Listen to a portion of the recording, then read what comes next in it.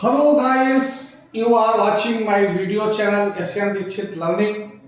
Now you are going to learn the paragraph 25 translation from Hindi to English.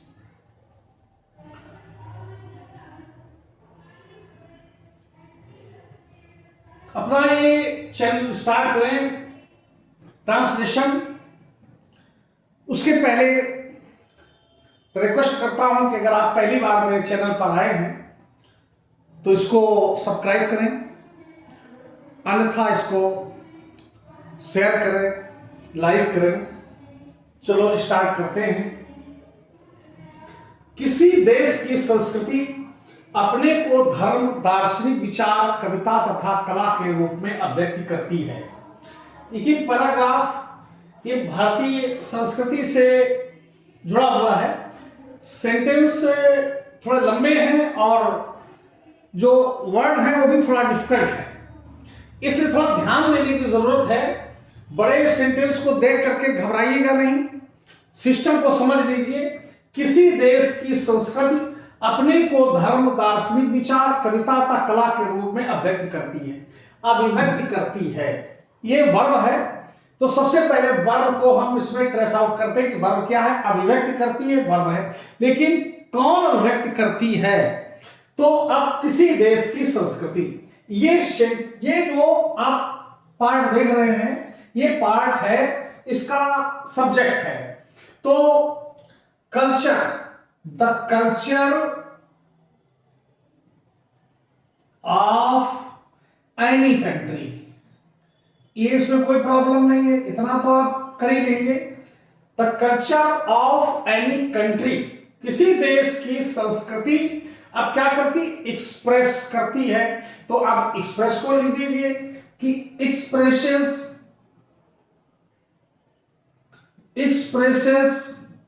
Itself, अपने आप को। तो it self ये अपने आप को व्यक्त करती है, और कैसे? के रूप में, धर्म, दार्शनिक विचार, कविता तथा कला के रूप में। तो इन द फॉर्म ऑफ, अब यहां से लीजिए धर्म, इसकी क्या इंग्लिश है? रिलीजन। रिलीजन, दार्शनिक विचार, philosophical thoughts, philosophical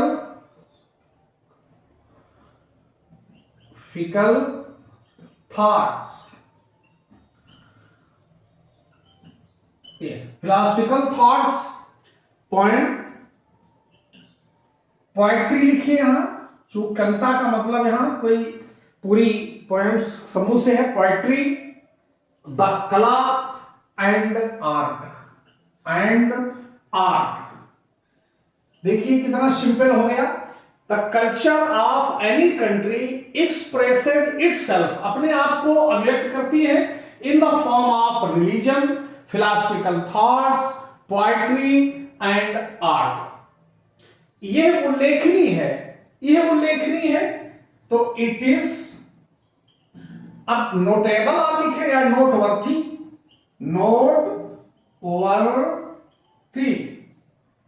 it is noteworthy that, अब सेंटेंस फिर थोड़ा बड़ा है कि भारतीय संस्कृति की गरिमा बनाए रखने में कला का महत्वपूर्ण योगदान रहा है। अब योगदान है या रहा है, तो यहां सेंटेंस में आपको सब्जेक्ट क्या है? योगदान ही रहा है, योगदान है। तो ये सब्जेक्ट है, लेकिन सब्जेक्ट बिल्कुल वर्ब के पास है। ऐसे सेंटेंस को बता भी चुके, देयर का जो आप हमारे देख चुके होंगे चैनल में, ऐसे मैंने डाले हैं वीडियो, तो उसमें देयर के प्रयोग का एक वीडियो पड़ा हुआ है, आप देख लीजिए उसको। तो ये देयर, दैट देयर वाज क्या? महत्वपूर्ण योगदान, एंड इंपॉर्टेंट कंट्रीब्यूशन,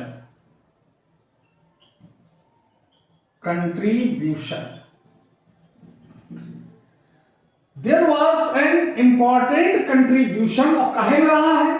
बनाए रखने में, इन मेंटेनिंग, मेंटेनिंग बनाए रखने में क्या, गरिमा, maintaining the dignity, dignity of भारतीय संस्कृति गरिमा, तो the dignity of Indian culture, Indian culture.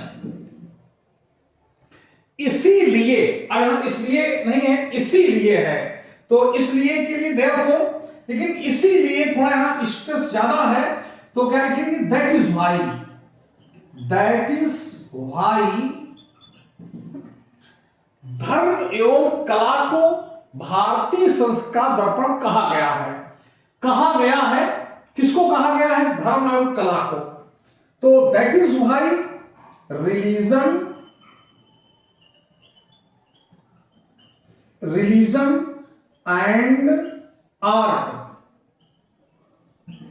Are called, इनको क्या कहा गया है, the mirror of Indian culture, the mirror of Indian culture. तो religion and art are called the mirror of Indian culture. कला का प्रादुर्भाव संभवतः मानव विकास के साथ ही सौंदर्य भावना की अभिव्यक्ति के लिए हुआ था। क्या हुआ था, कला का प्रादुर्भाव हुआ था। तो अब यहां कला का प्रादुर्भाव हुआ था, माने कला उत्पन्न हुई थी, कला प्रभुत हुई थी। तो यहां इस हुआ को जोड़ने के लिए प्रादुर्भाव के साथ जोड़ेंगे। तो जैसे गांधी जी का जन्म हुआ था, गांधी जी का जन्म गुजरात में हुआ था अलग है और जन्म अलग है, लेकिन हम उसको जन्म हुआ था को ही जोड़ करके बनाएंगे।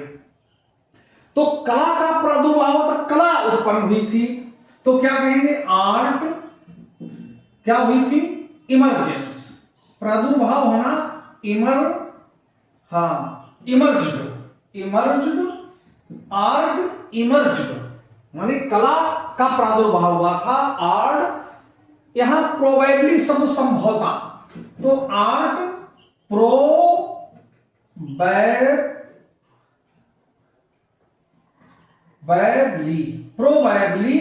इमर्ज्ड,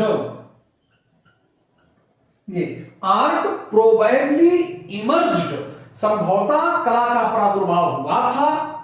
अब किस लिए हुआ था, सौंदर्य भावना की अभिव्यक्ति के लिए हुआ था और मानव विकास के साथ ही। तो emerged along with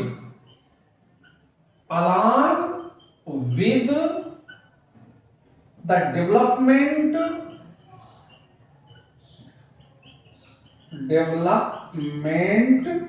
of human being, art probably emerged along with the development of human being, और किसके लिए, सौंदर्य भावना की अभिव्यक्ति के लिए, to express the feeling of beauty, सौंदर्य भावना, the feeling of beauty along with the development of human being, मानव की, to express the feeling of beauty। ऐसा प्रतीत होता है, इट सीम्स, ऐसा प्रतीत होता है, इट सीम्स दैट प्रकृति की गोद में, in the lap of nature,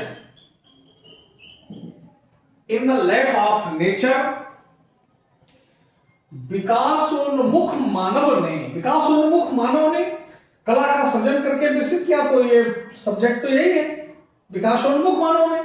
तो अब ये पूरा वही बन गया कि प्रकृति की गोद में, माने it seems that in the lap of nature, developing human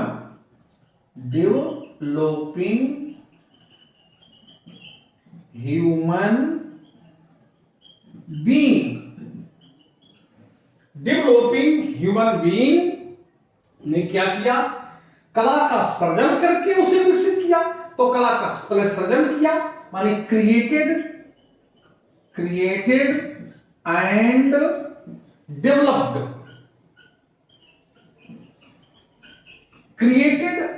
developed, art. अब किस लिए? फॉर द पर्पज ऑफ आत्मा अभिव्यक्ति और आत्म आनंद के लिए, for the purpose of interpretation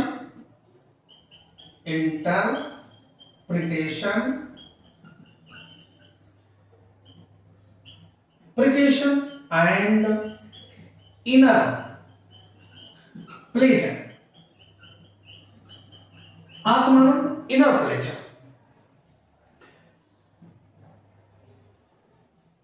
It seems that in the lap of nature, developing human being created and developed art for the purpose of interpretation and inner pleasure। इस प्रकार आपने देखा सेंटेंस लंबे हैं, लेकिन यदि आप सबसे पहले आप वर्ब को ट्रेस आउट करिए, इसके बाद वर्ब से ही आप सब्जेक्ट को ट्रेस आउट करिए, से सेंटेंस जैसा है क्रम से वैसा पीछे से लिखते चले आइए। No problem. आपको अच्छा लगा होगा या आपने इससे कुछ सीखा है तो आप हमारे इस चैनल से जुड़े रहिए। Thank you.